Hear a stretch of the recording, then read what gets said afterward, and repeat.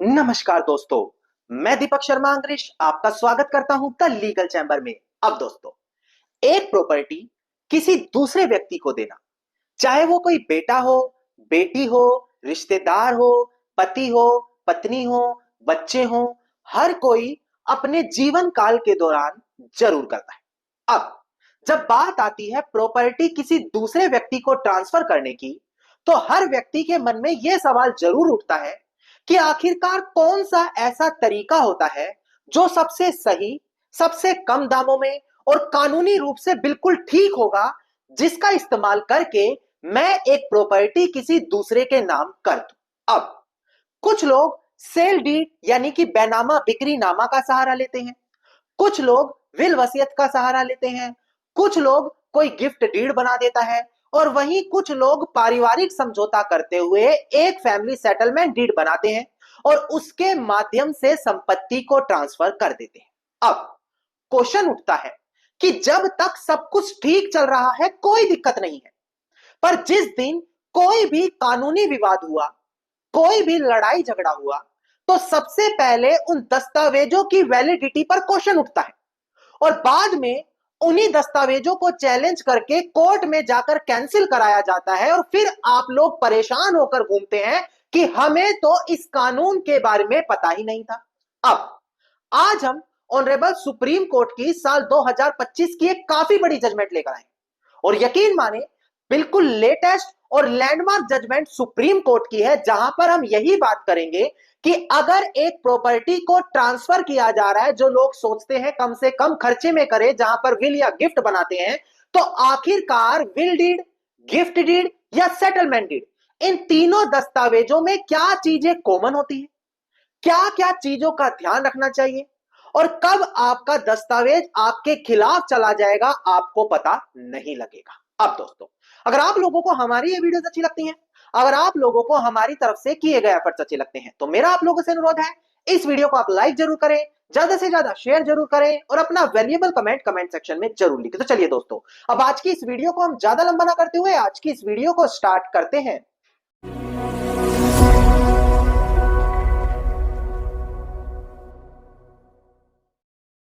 अब दोस्तों, सबसे पहले वीडियो की स्टार्टिंग में एक महत्वपूर्ण जानकारी मैं आप लोगों को दूं। देखिए, हमने अपने सभी व्यूअर्स के लिए एक व्हाट्सएप ग्रुप बनाया है, जहां पर आप रोजाना जो भी लीगल अपडेट्स आ रही हैं, जो भी लेटेस्ट जजमेंट आ रही हैं, जो भी सुप्रीम कोर्ट के आदेश हैं, वहां पर आप लोगों को प्रोवाइड कराए जाएंगे और आप लोग जो लेटेस्ट जजमेंट पाने के लिए इधर उधर भटकते हैं, उसका रास्ता वहीं पर खत्म हो जाएगा।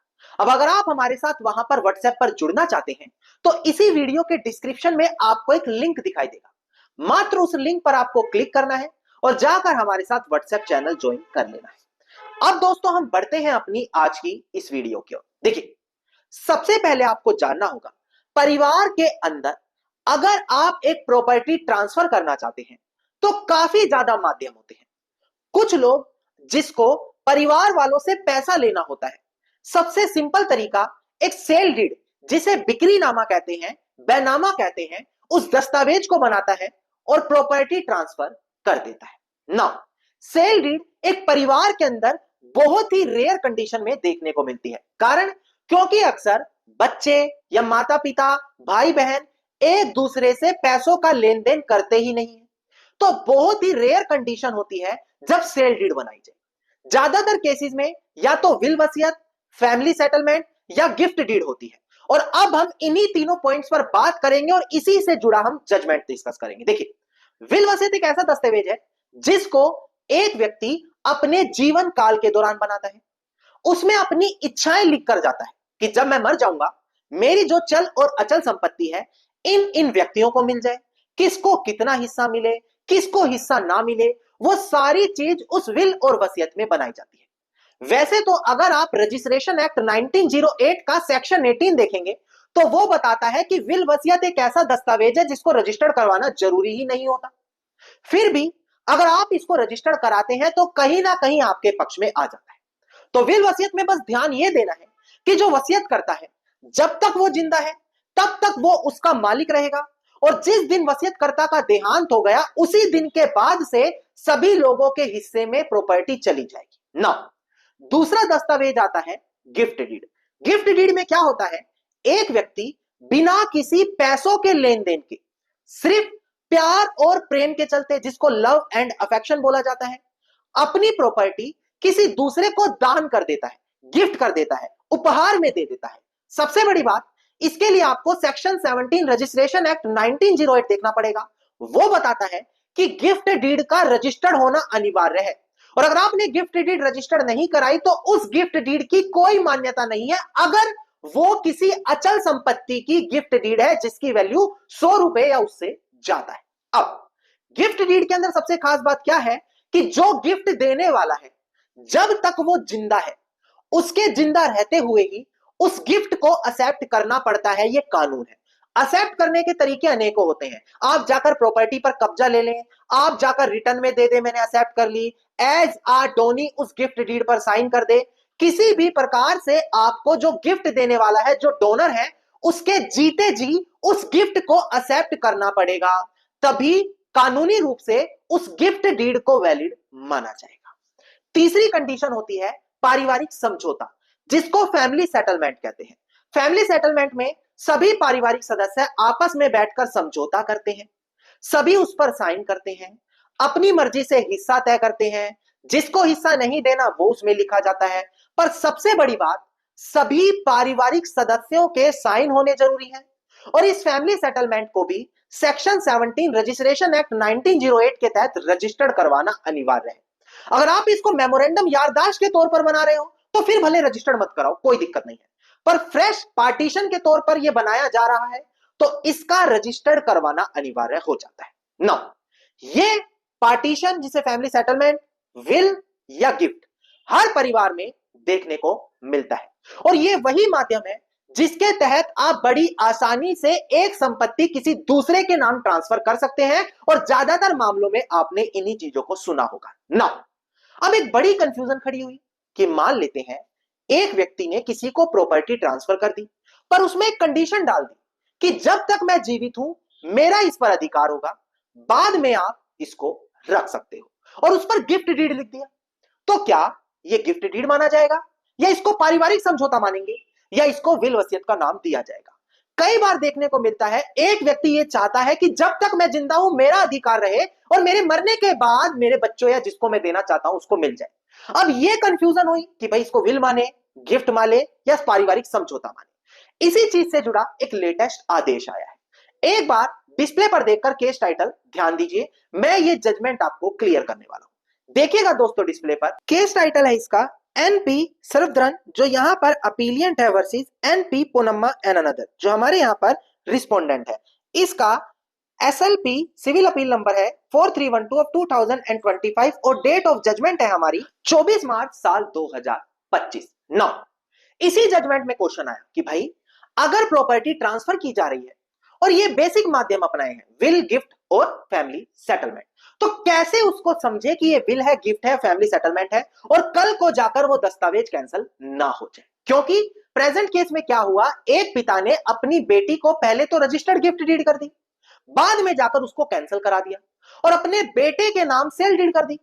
बेटी बोली कि जब मुझे गिफ्ट कर ही दी तो उसको कैंसिल कैसे करवा सकते हो, उस पर तो मेरा अधिकार है।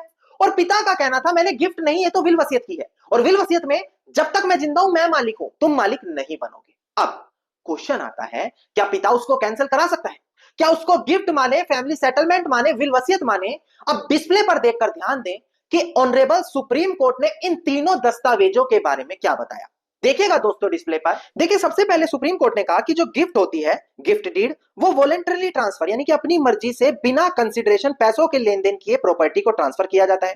पर इसका मेन इंपॉर्टेंट रूल ये कहता है कि जब तक डोनर जिंदा है, गिफ्ट देने वाला जिंदा है, उसको आप एक्सेप्ट कर लो, और रजिस्टर्ड करवाना उसका जरूरी है। और यहां पर यह भी जरूरी नहीं है कि आप जाकर उसका फिजिकली कब्जा ले लो, पर जैसे ही आपने उस गिफ्ट को एक्सेप्ट करा, यह माना जाएगा कि आपकी तरफ से गिफ्ट कंप्लीट हो चुका है। इसके बाद बात की गई फैमिली सेटलमेंट के बारे में, और सुप्रीम कोर्ट ने कहा कि फैमिली सेटलमेंट भी लव, केयर, अफेक्शन के चलते बनाए जाते हैं, जहां पर किसी इंसान के फेवर में कोई राइट दिया जाता है। और सबसे बड़ी बात, यहां पर क्या बेनिफिट होता है कि जो ट्रांसफरर होता है यानी कि जो उस फैमिली सेटलमेंट में प्रॉपर्टी ट्रांसफर कर रहा है वो अपना लाइफ इंटरेस्ट उसमें रख सकता है। लाइफ इंटरेस्ट का मतलब जब तक मैं जिंदा हूं मेरा अधिकार है सिर्फ लाइफ इंटरेस्ट। मैं बेच नहीं सकता, कुछ भी नहीं कर सकता, मैंने मालिकाना ऑलरेडी जीते जी दे दिया, पर जब तक मैं जिंदा हूं मैं आराम से वहां पर रह सकता हूं। इस प्रकार का अगर प्रॉपर्टी ट्रांसफर कर दी गई है, मालिकाना दे दिया, सिर्फ रहने का अधिकार अपने पास रखा है लाइफ इंटरेस्ट तक, तो वो फैमिली सेटलमेंट माना जाएगा। और तीसरी कंडीशन बताई गई है विल वसीयत के बारे में। देखिएगा, सुप्रीम कोर्ट ने कहा कि विल वसीयत के केस में सिर्फ मरने के बाद ही जो वसीयत करता है, जब वो मर जाएगा उसी के बाद ही विल वसीयत किसी काम की आएगी, और जब तक वो जिंदा है बनाने वाला उसको कभी भी कैंसिल करा सकता है, उसमें कोई भी आपत्ति नहीं है। तो ये कुछ चीजें हैं जो आपको ध्यान रखनी होगी अगर आप किसी पारिवारिक संपत्ति को ट्रांसफर कर रहे हैं। अगर ये गलती हुई, गिफ्ट में पैसों का लेन देन कर लिया, एक्सेप्ट ही नहीं किया, रजिस्टर्ड नहीं कराया, तो किसी काम की नहीं है।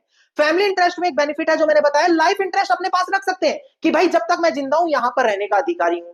तीसरी चीज, विल वसीयत रजिस्टर्ड करवा लें और उसके अंदर जब तक आप जिंदा है मालिक आप ही रहेंगे, मरने के बाद ही किसी और को हक दिया जाएगा। अब उम्मीद करता हूं जो मैंने आज आपको प्रॉपर्टी ट्रांसफर करने के लिए जो दस्तावेज है उनसे जुड़ी जानकारी दी, हर व्यक्ति के लिए लाभदायक साबित होगी, ताकि वो समझ सके उनके अधिकार क्या है, कौन सा दस्तावेज उनके लिए ठीक रहेगा।